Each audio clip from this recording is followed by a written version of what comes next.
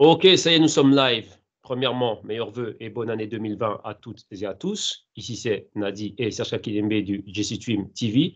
Bienvenue sur notre canal YouTube public, le JCTweam TV. Et là, on va entamer 2020 et on va commencer avec notre première émission de l'année, donc le Banco, donc Business Analyse et Commentaires. Première de l'année pour ce samedi 4 janvier 2020. Donc, Nadi, bonsoir. Bonsoir Serge et bonsoir à la communauté. Je vous souhaite tous mes voeux pour la nouvelle année et surtout qu'on reste focus pour éviter le minimum de pertes et faire le maximum de profit, bien sûr. Alors, on commence Et tout de ça y est, suite. c'est parti.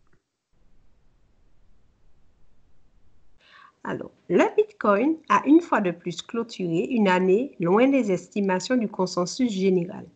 Vendredi 3 janvier, le Bitcoin a augmenté après s'être récupéré d'une forte chute le jour avant.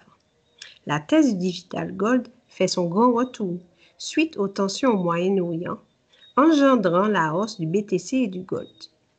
Yes, donc là, d'entrée, comme vous voyez, il s'est passé beaucoup de choses. Premièrement, récapitulatif. Fin d'année 2017, c'est là qu'on a vu le BTC atteindre les 20 000. On a eu une méga chute, donc la méga correction, donc l'explosion de la bulle, entre parenthèses, comme beaucoup aimaient le dire, courant 2018. On s'attendait à ce que le BTC se reprenne. On a dit non, c'est pas grave, il va se reprendre, il va aller tout de moon fin d'année 2018. Et on a vu, il a fini au niveau des 3 300 $. Commençant l'année 2019 aux 4 $. Atteindre un haut courant de l'année dernière, donc les 14 000, ensuite repartir à la baisse durant le deuxième semestre, enfin durant toute la durée du deuxième semestre, et atteindre la zone des 7 000. On l'a vu rebondir aux 10 500 ensuite aux déclarations du président Xi Jinping, ensuite reperdre les 10 500, revenir aux 7 000, 7 000 retomber au niveau des 6 500, et là, tâtonner entre 6 500 et 7 500. Donc dernièrement, il y a moins de 48 heures, on l'avait vu baisser encore une fois sous les 7 000, timidement. Maintenant, après les frappes aériennes américaines dans la région du Moyen-Orient et directement visant l'Iran, on a vu quoi? On a vu le pétrole monter, on a vu le gold monter et d'un autre côté, on a le BTC qui est monté. Rappelez-vous que pour le moment, on a une réaction dans les dernières 24 heures du BTC et comment dirais-je, les analystes et pas mal d'experts, c'est Mati Greenspan, ex-Itoro, maintenant qui a monté sa boîte d'analyse, qui parlait de cela et qui disait, bah, tiens, la hausse qu'on a eue, on a une corrélation avec le pétrole, il y a une corrélation avec la hausse du gold, et donc voilà en gros ce qu'on a pour le BTC. Donc pour lui, c'était le catalyseur clé. D'un autre côté, sur Bloomberg aujourd'hui, donc Bloomberg Europe, il y a eu pas mal d'interventions, le PDG de Nexo qui parlait de cela aussi, et ils ont commenté la chose. Ils ont dit, et là, le thème, c'était quoi? Bah tiens, le digital gold est revenu. Regardez, Bitcoin, dans les dernières 24 heures, suite aux événements qui s'est passé au Moyen-Orient, on a le BTC qui est en corrélation positive avec le gold, et ça, c'était juste dans cette petite fenêtre de temps. Donc là, il faut faire très, très, très attention. Pourquoi? Là, on a déjà vécu cela. Lorsqu'il y avait l'intensification des tensions entre les États-Unis et la Chine, rappelez-vous donc là, post-consensus, donc c'était mois de juin, mois de juillet, on a vu le gold atteindre les 1400 $ l'once Troy et on a vu d'un autre côté le BTC atteindre les 14 000 $. Donc là, on avait une corrélation positive. Le gold s'est maintenu et a même passé un cap, atteindre les 1570 $ plus ou moins, et le BTC, lui, a commencé à chuter. Là, qu'est-ce qu'on a vu? Les plus grands, on va dire, fans et protagonistes qui soutenaient la thèse du digital gold, donc d'un côté Tom Lee et Mike Novogratz, ont abandonné cela. Ils ont dit bien, le digital gold, ça va venir d'ici pas mal de temps, mais l'écosystème crypto, c'est petit. La horde, donc le reste de Wall Street et les grandes institutions ne vont pas monter à bord. Les contrats futurs et tout ça, la SEC, c'est encore faible. On verra 2020, 2021, mais à long terme, le Bitcoin, oui, pourrait capturer une partie de la market cap du gold et oui, ça pourrait faire un complément gold et éventuellement s'affirmer réellement et se confirmer comme étant ce digital gold. Donc pour eux, c'est long terme. Maintenant qu'on a encore une fois une corrélation positive, rappelez-vous, dans une petite fenêtre de temps, là maintenant, ça revient. Donc rappelez-vous pourquoi est-ce que ça c'est important. Comme on l'expliquait en interne, on avait quoi? On a d'un autre côté deux grands thèmes cette année-ci. Donc là, j'avais expliqué cela aussi dans les émissions la semaine dernière et quelques émissions que j'avais faites exclusives sur le canal. Et on parlait de quoi? Des thèmes principaux d'année 2020. Qu'est-ce qu'on a principalement au mois de mai? Au 5 mai, on s'attend à voir le halving BTC. Donc super, super important. Donc point numéro 1. Point numéro 2, on a quoi? On a le côté saisonnier du consensus New York. On a bien vu on a vu dernièrement que depuis que le consensus, cette conférence a été lancée, le BTC a tendance à monter en amont à cet événement. Donc là, on a le halving qui est l'élément central. et d'un autre côté, on a le consensus, et maintenant, on a ce thème Digital Gold. Rappelez-vous que ce qui est en train de se passer maintenant, ben, ça touche à la géopolitique, et donc il y aura pas mal de choses. Donc d'un côté, on va aller, enfin, les investisseurs vont rechercher un stock de valeur. Donc tout ça, ça va réellement générer pas mal de choses. Juste le holding et le consensus, ça va générer du buzz, du FOMO, etc., etc. Donc là, on s'attend à ce que ce soit haussier. Rappelez-vous, sur le canal public, j'ai fait une vidéo ici dans laquelle je parlais de quoi? De Bitmain et de leur stratégie spécifique pour le holding BTC. Donc tout ça, faut prendre ça en compte. Et la psychologie que l'on va avoir, s'attendre à avoir un BTC qui est haut. On a vu que le BTC a rejeté à maintes reprises les 6500, on va dire maintenir ce niveau comme support et clôturer dans la zone des 7000. Donc là, on pense que ça peut être la base du BTC. Mais rappelez-vous, une base par rapport à quoi? C'est que psychologiquement, on se dit ici, on ne descend pas plus bas que cela. Il y en a des éléments qui peuvent maintenir le BTC haut. Et ce côté, c'est ce qu'on est en train de voir. Donc là, c'est ce qui est en train de consolider le support, on va dire psychologique des 7000 $. Et maintenant, à partir de ce niveau, bah, décoller pour aller vers le holding, décoller pour aller au consensus. Et maintenant, en plus, on a quoi? Un élément satellite, c'est ce qu'on vient de voir dernièrement. Rappelez-vous, c'est juste 24 heures.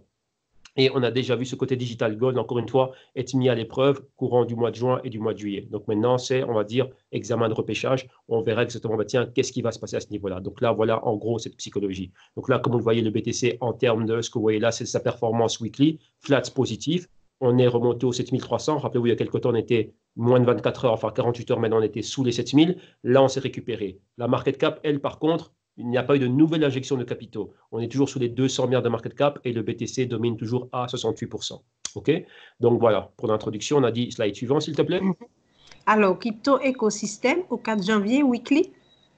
Donc voilà, là on voit la performance weekly, comme on a vu, dominance du BTC 68%, le prix au 7300, performance flat positive, et on voit que tout l'écosystème est en train de se récupérer. On voit que le Tether est dans le rouge, donc là on vend notre Tether et on retourne dans les cryptos volatiles, donc là le BTC et les altcoins, mais notons quelque chose, n'oublions pas comment on a fini l'année 2019, avec des cryptos qui étaient bien plus hautes. On a vu l'XRP avoir une performance négative courant de l'année, donc là on va voir ça dans les prochains slides. ETH post, qu'est-ce qu'on a fait dernièrement? C'était le Istanbul Art Fork. On a vu comment on a chuté depuis les 150 $, bien qu'on se reprenne à pratiquement 6%, mais on est éloigné des 150 $. Litecoin, depuis son holding mois d'août, si je ne me trompe pas, 2019, ben, vous voyez exactement où il est où, sous les 50 $. BNB sous les 15 $ et pas mal d'autres cryptos aussi qui ont été touchés. Donc voilà en gros ce qui se passe.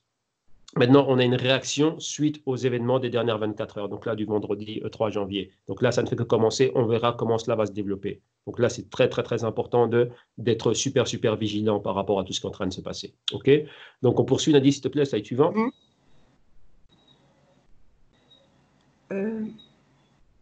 Slide suivant, s'il te plaît. Dis-moi si tu as le slide. OK. Alors, le stock market a pris un coup et a perdu la marque des hauts historiques en parallèle aux tensions au Moyen-Orient. Le gold maintient son momentum suite à l'impulsion de la recherche d'une valeur refuge. Donc voilà, donc là c'est en continuité de ce qu'on est en train d'énoncer en début d'émission. On voit le S&P, donc le marché boursier traditionnel, a eu une magnifique année 2019 et comme on le voit, le mois de décembre était un magnifique mois. Vous voyez le S&P qui a atteint une zone super super haute, donc la zone proche des 3300 points et là directement avec les événements de ce vendredi, on voit qu'on a perdu énormément. Donc là, ça a fort chuté, on a flirté avec les 3200 points. D'un autre côté, avec le gold, lui a réagi, on va dire, de manière contraire à ça, donc de manière inversée, lui est en train de monter. Pourquoi? On recherche une valeur refuge. Et donc, c'est ce côté haussier du gold. Et au même moment, on voit que suite aux événements, donc le catalyseur, les attaques américaines, donc les frappes aériennes plutôt, et on voit le gold être haussier. Donc maintenant, ça craint. Pourquoi? Bah, ça craint pour les actifs à rente variable. Rappelez-vous, ce sont des biens et donc c'est bien d'en voyager dans le monde, etc., etc. On a besoin de pétrole pour faire bouger tout cela. Donc là, la région riche en pétrole, etc., etc., les tensions, les alliances géostratégiques et géopolitiques que l'on a, là, elles sont touchées et donc ça crée de l'instabilité. Qu'est-ce qu'on fait? On revend nos actifs risqués, donc à rente variable, et on cherche les valeurs refuges. Le gold, vous voyez comme il est monté terriblement. Maintenant, d'un autre côté, quand on a ça, là, le BTC aussi a réagi, on va dire, a suivi le mouvement du gold en étant haussier. Donc là, c'est ce qu'on a dans les dernières 24 heures. Maintenant, voyons comment cela va continuer à évoluer. Rappelez-vous, hein, ce n'est pas sur un coup de tête, juste sur quelque chose qui s'est passé durant 24 heures, qu'on peut dire, ah, ok, ça y est, le digital gold est revenu. Rappelez-vous, ce sont des longues, longues, longues périodes de temps. Vous avez bien vu que le gold, par exemple, ça fait un très, très, très long moment que Il est en train de s'établir, ça a toujours été un stock de valeur depuis pas mal de temps. Maintenant, il est en train de montrer toute sa valeur. Donc, le gold aussi a une autre évolution. Le stock market, comme on le voit, il a été haussier durant toute l'année. Pourquoi? Des politiques des banques centrales favorables à tout cela, taux d'intérêt super bas, la Fed qui recommence à faire ses QE, on a vu l'intervention dans les repos markets pour la liquidité quotidienne et encore pas mal d'autres choses. Donc là, voilà en gros ce qui est fait. Donc ça, c'est en gros l'image, on va dire, comment on a clôturé 2019 et comment on commence 2020 avec cet événement clé. Donc, on poursuit la slide suivant. Alors, BTC USD, graphique.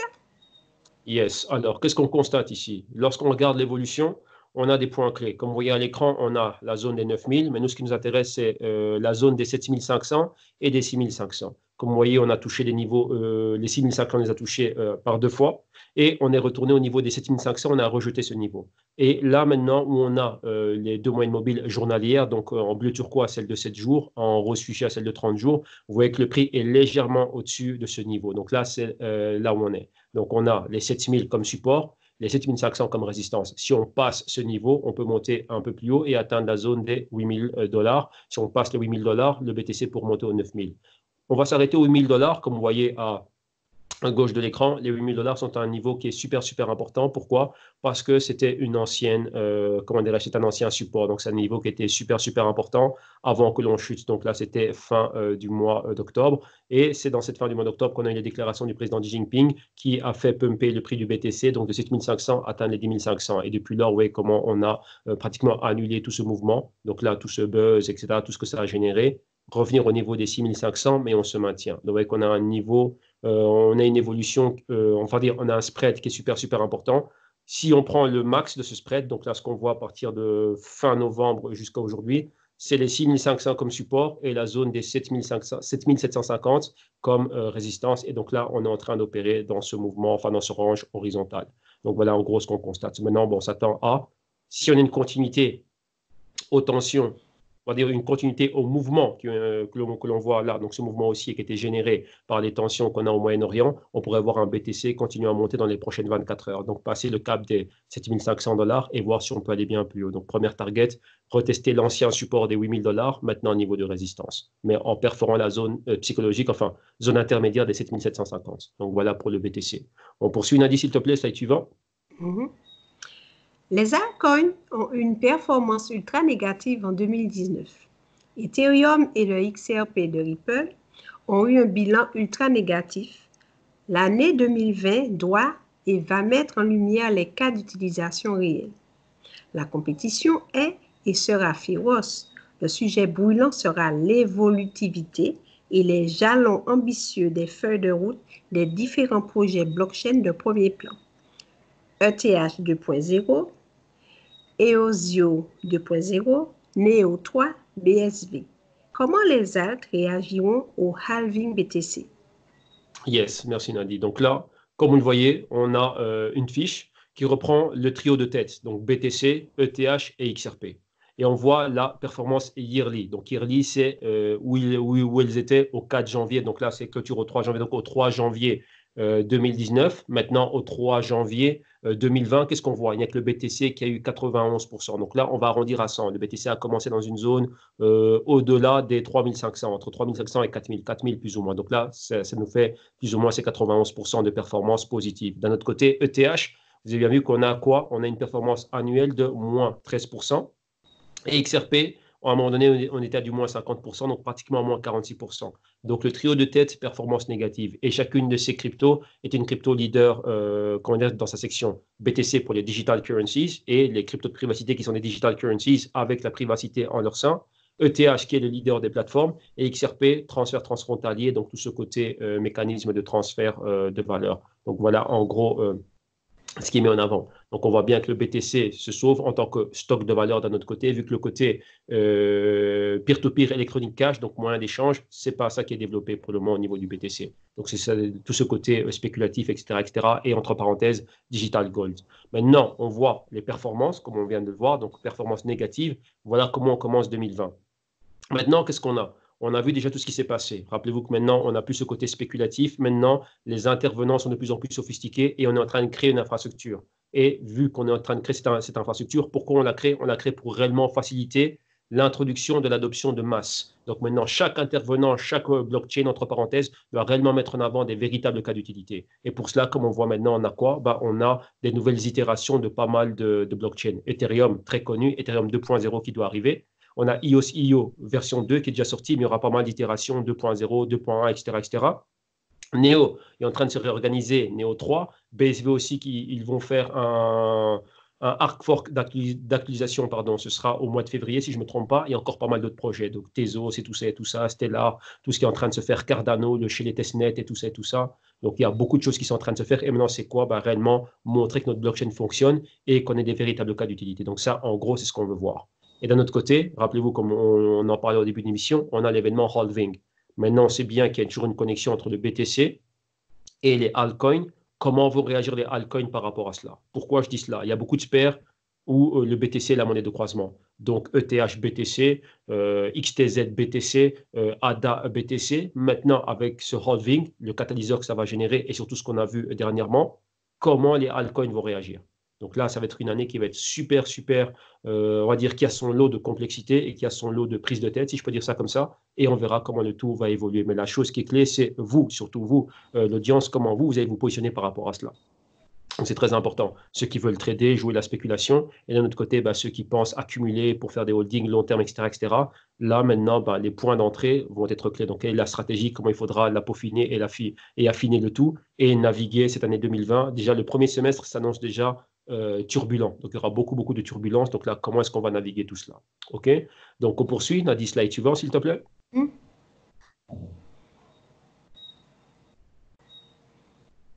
Alors, attends. Voilà. Est-ce que tu l'as? Non. Donc, Non. le slide suivant, je Non, vous non, commence. je... C'est le Et je graphique vais Ethereum. laisser. Le graphique ETH. Donc là, comme vous le voyez à l'écran, on a quoi? On voit qu'on est ETH, on reconnaît un patron d'escalier baissier, surtout depuis la zone des 190 $. Donc là, vous voyez, c'est quoi? C'est à la mi-novembre. Vous voyez comment on a chuté de 190 $ pour atteindre les 150 $. Mouvement à l'horizontale. Ensuite, passer de 150 $ pour chuter aux 120 $. Donc les 150 $, c'est survenu quoi? C'était post-Arc Istanbul. Et on avait le mur glaciaire aussi qui devait être intégré entre le 1er janvier et 2 janvier. Donc là, c'est retarder la bombe de difficulté, etc., etc. Donc, ça, ce sont toutes les itérations techniques pour réellement commencer à mettre en place Ethereum 2.0. Donc, enfin, il y aura beaucoup de choses. Avant d'arriver au 2.0, on va de 1.0 au 2.0, mais on passe par une transition. Et cette transition, c'est toutes les phases 1.x. Donc, X, on verra exactement tout ce qui va se passer de 1x pour arriver à 2.0. Donc là, c'est très, très, très technique. Donc, c'est ce qu'Ethereum est en train de faire pour le moment. Et maintenant, on avait vu que par rapport à ce qui a été fait, on voit comment le prix est en train de réagir. Donc, c'est bien plus négatif que positif pour le moment. Pourquoi? Vu que c'est très ambigu ce que la fondation Ethereum est en train de faire, surtout en termes de communication, ce qu'ils mettent en avant. Donc, c'est bien de faire des conférences, DEFCON 5, etc., etc. Mais après, il faut qu'on ait une feuille de route qui soit bien définie, toute simple. Mais vous voyez que Ethereum ne fait pas dans la simplicité. C'est une grosse plateforme, ils ont des grosses ambitions et leur manière de communiquer est trop ambiguë et trop compliquée. C'est-à-dire que juste pour nous dire, tiens, à quelle date vous voyez ceci, cela, cela, et ils vont nous pondre un tout nouveau white paper. Quand je dis white paper en parenthèse, c'est un long, long, long papier et dans lequel ils vont parler énormément et mettre beaucoup, beaucoup de jargon technique et beaucoup de problèmes techniques. On se dit, tiens, qu'est-ce qui se passe ici? Dites-nous tout simplement ce qui se passe. Donc, c'est très, très, très ambigu. Pourquoi? Parce qu'ils jouent avec les dates, on ne sait pas ce qui se passe, on a ci, on a ça, et on verra ce qui se passe. Mais on sait bien que c'est quelque chose de super, super compliqué, mais vous voyez que, comment dirais-je, un mot-clé, ambiguïté, confusion, et on prend cela avec des pincettes. On se dit, bon, on verra ce qui va se passer. Mais en attendant, voilà comment le prix réagit, et la réaction, comme vous le voyez bien, elle est négative. Donc, on maintient ce patron d'escalier baissier. Donc, on va voir si on peut maintenir les 140 $. Suite aux événements qu'on a vus dernièrement, dans les dernières 24 heures, tout l'écosystème crypto est monté, mais est-ce que c'est assez pour l'ETH? Vous voyez que maintenant, on va retester l'ancien support des 140 $. C'est ce qu'on est en train de retester. Donc, on verra comment cela va évoluer. Alors, on poursuit. Dis-moi si tu peux voir les slides. Alors, graphique XRP USD. Yes. Alors, pour l'XRP, comme vous l'avez vu, la performance était négative durant toute l'année 2019 et on commence 2020 pareil. XRP, la compagnie Ripple, n'oubliez pas, la compagnie Ripple, il faut la dissocier de ce qu'est le XRP. La compagnie Ripple a levé des fonds, elle se porte bien, elle a levé 200 millions dernièrement, elle est évaluée à plus de 10 milliards de dollars, elle continue des partenariats, elle a plus de 300 clients. On a vu moins de 10% de ses clients utilisent le X-Rapid avec le jeton XRP dans le service ODL, donc On-Demand Liquidity, donc liquidité à la demande.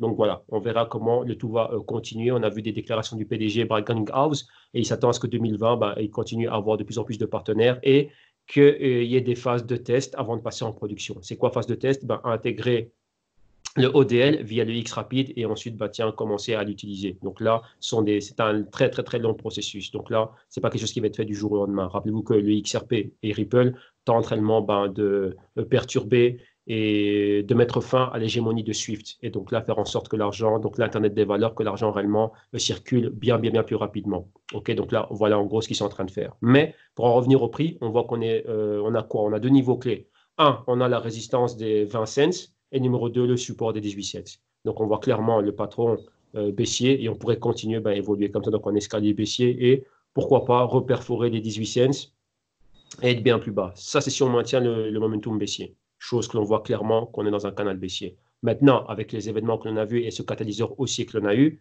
les cryptos, vu que le BTC est en train de monter, les altcoins aussi pourraient suivre et monter avec. Donc, on pourrait voir un XRP qui peut retester les 20 cents et pourquoi pas la moyenne mobile de 30 jours qu'on voit la roche fuchsia qui est dans cette zone des 20 cents, pardon, et on peut voir le XRP atteindre ce niveau pour être en interaction avec cette moyenne mobile. Donc, voilà en gros ce qu'on peut constater. Slide suivant, s'il te plaît. Alors, BNB USD graphique. Yes, et pour finir, on a le BNB qui était super haut, courant l'année 2019, on avait atteint les 40 dollars, et vous voyez comme on a dégringolé, on s'est maintenu pendant un très long moment au niveau des 20 dollars, ensuite c'était le niveau des 15 dollars, comme vous voyez à maintes reprises, donc là, courant du mois d'octobre, fin septembre, première quinzaine du mois d'octobre, ensuite une deuxième fois, fin novembre et courant du mois de décembre, on avait le niveau des 15 dollars, et on a perforé ce niveau pour chuter aux 12 dollars. Maintenant, on revient tenter de retester les 15 dollars, mais on est d'abord stoppé à la moyenne mobile de 30 jours qui est au niveau des 14 dollars. Donc voilà en gros ce qui est en train de se passer. On a rejeté les 14 dollars et avec la hausse des dernières 24 heures, vous voyez qu'on a repris le niveau des 13 dollars, 60 cents, etc., etc. Donc là, voilà en gros ce qui se passe. Momentum baissier aussi. Donc clairement, le BNB, maintenant, c'est maintenir les 13. S'il perd les 13 dollars, on repart aux 12 dollars. Et si on perd les 12 dollars, on a une target, c'est les 10 dollars et pourquoi pas les 8 dollars. Et comme la plupart des cryptos, donc là, il faut regarder ça dans une plus grande unité de temps, donc weekly ou mensuel. Si vous remarquez bien, on avait fini 2018 avec un certain niveau, un niveau bas.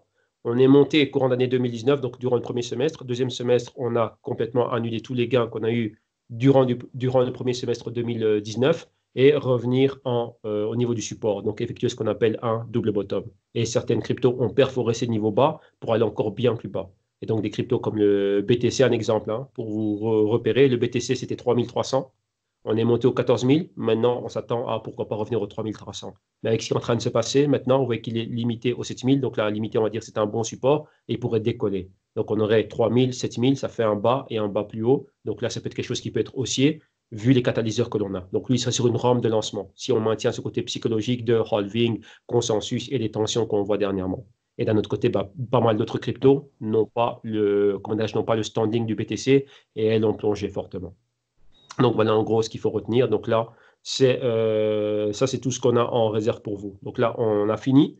Et comme vous le savez déjà, on a pas mal de choses qu'on a déclassées sur notre page internet officielle, donc le jcitune.com. Vous pouvez venir voir ce qui se passe en termes d'émissions, donc les émissions que l'on fait dans les services JCTune Block News, donc les émissions privées quotidiennes. Donc on a dominé toute une année, donc on a fait plus de 400 vidéos pour ce canal, plus le canal privé et pour plus tout autre les autres services et solutions que l'on apporte, donc là, les rapports trimestriels, les rapports VAM, etc., etc. Donc, tout ça, ça a été fait. On a apporté une vidéo chaque jour. Donc, on est toujours là dans Nadi, dans la recherche et ensuite, moi, dans l'édition des vidéos et la publication et le commentaire de ce que l'on a, plus les analyses qu'on apporte au quotidien. Et maintenant, en 2020, on va répéter encore ce que l'on fait. Donc, ça, c'est le service qu'il y a en interne. Donc, là, je vous invite à venir voir ce qui se passe pour ceux qui ne connaîtraient pas, qui veulent voir, tiens, quelle est la proposition de valeur. Là, vous avez une semaine entière. On va déclasser une semaine du mois de novembre où on aura une semaine du mois de novembre. Donc, les émissions que l'on fait au quotidien, on suit 50 cryptos et les différents, on va dire, rapports bonus, donc là, nos émissions focus et autres.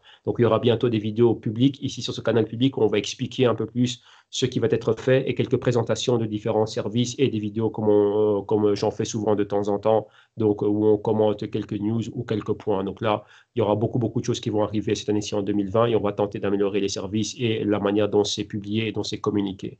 Et pour terminer, il y a des promotions pour cette année-ci. Donc là, les GCTweam Block News, donc là, nos vidéos quotidiennes. Donc vous avez une semaine qui a été déclassée. Et donc là, vous pouvez voir exactement ce qu'il y a. Donc il y a des possibilités d'avoir des abonnements mensuels renouvelables, des abonnements trimestriels, etc., etc. Et des promotions lorsqu'on prend directement le pack, on va dire le pack, la souscription annuelle. Il y a encore pas mal d'autres packs qui sont faits. Donc là, pour avoir plus d'informations, visitez la page www.jctweam.com ou directement, vous pouvez nous écrire au business@jctweam.com. Donc, il y a pas mal de choses qui vont être faites. Et donc là, allez-y, regardez ce qui se passe. Et si vous voyez qu'il y a de la valeur pour vous, ben, venez. Donc là, ça fait déjà pas mal de temps que les choses sont faites. Donc là, en termes de service, on a amélioré toute l'offre de service. Ça fait quoi? 2-3 ans maintenant. Et donc, ça fait déjà 2-3 ans que l'on est là. Bon, moi, j'avais déjà commencé avant, mais on va dire 2-3 ans pour le public francophone, vu qu'avant, c'était public anglophone et hispanophone. Maintenant, on a ramené, enfin, j'ai ramené ici comment dirais-je, ces services et ces solutions pour le public francophone. Et donc là, ça fait 3 ans comment dirais-je, que c'était mis en marche et il y a une bonne réponse de l'audience par rapport à la proposition de valeur. Donc voilà, en gros, ce que l'on avait à commenter. Donc je pense qu'on a tout commenté, Nadine. Donc là, c'est bien, on a Oui, commencé l'année super, super fort. Donc moi, j'ai assez parlé. Donc moi, je vous dis ben, juste bon début d'année et on se retrouvera au courant de la semaine. Il y a pas mal de choses qui sont en train d'être faites. Et pour ceux qui sont avec nous en interne, donc là, ceux qui sont au GCTweam Block News, donc là, ben, on vous retrouve au quotidien. Et donc, le mot de la fin, c'est pour toi, Nadine. ben voilà, merci de nous avoir écoutés. Et voilà, je vous réenvoie mes meilleurs vœux. Et puis voilà, donc à la semaine prochaine. Allez, bye bye. Ok, bye bye. Et au revoir à tous. Ciao.